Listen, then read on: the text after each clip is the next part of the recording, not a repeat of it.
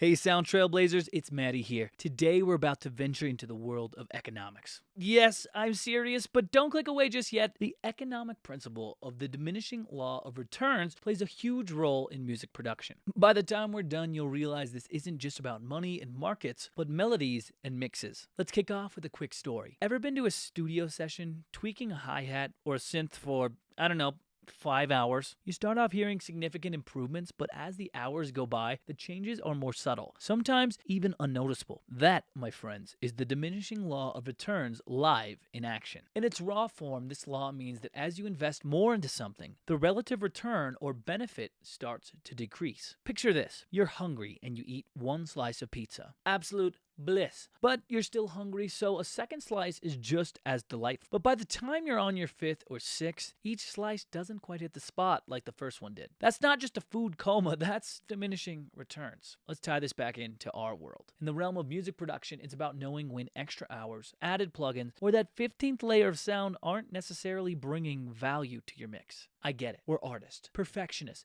We strive for the very best sound. But there's a fine line between productive effort and just spinning your wheels. At some point, you're just draining energy without adding substantial value. And trust me, it's a trap even the best fall into, and that I've fallen into many times. Now, does this mean you shouldn't polish or refine your work? Hell no. But it's about optimizing that effort. When you first start tweaking a sound, the sonic improvement is clear. As you continue, the gap between changes reduces. At some point, you hit a sweet spot where further tweaks might only be noticed, well, by your pet cat. It's about efficiency. If spending an extra hour on a track makes it 10% better, then by all means, go ahead. But if another hour makes it just 0.1% better, perhaps it's time better spent elsewhere. Plus, and here's the real kicker, while you're obsessing over a minuscule detail, you might be missing a bigger picture flaw or even a creative opportunity elsewhere. Obsession can sometimes become tunnel vision. Let me hit you with some numbers. Imagine your mix is at 70% of its potential. With focused effort, you can probably get it to 90% in a reasonable time. But to push it from 90% to 95% might take just as long,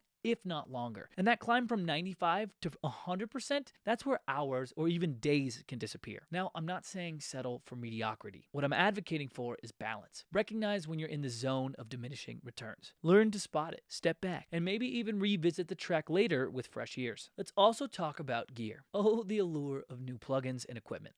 If I get this plugin, my mixes will sound like they were touched by the hand of Zeus. Sometimes, yes, new gear can be transformative, but often the difference becomes more about nuance. The jump from a free plugin to a $50 one can be massive, but the leap from a $500 plugin to a $1,000 plugin may be not as revolutionary as you might think. Also remember this, your listeners. While we can detect the tiniest of changes, most listeners are there for the vibe, the emotion, the story. They won't notice if the snare is 0.5 decibels louder. They'll notice if it makes them feel something. The diminishing law of returns is all about smart investment of time, energy, and resources. In our quest for sonic perfection, it reminds us to work wisely, to prioritize, and most importantly, to never lose sight of why we started this journey. If you like this type of motivational and productivity type video for music production, I've actually made another one just like this. In that video, I dive into the 20% of things that are going to make up the 80% of the results that you'll see, and I think you're really going to like it. You can find it up here. And if you like this video a lot, hit that subscribe button and hit that like button. That lets me know that this is the type of video you want to see, and I'll continue making more. Keep those mixes sharp, your ears sharper, and always be ready to step back and see the bigger picture. Until next time, happy producing.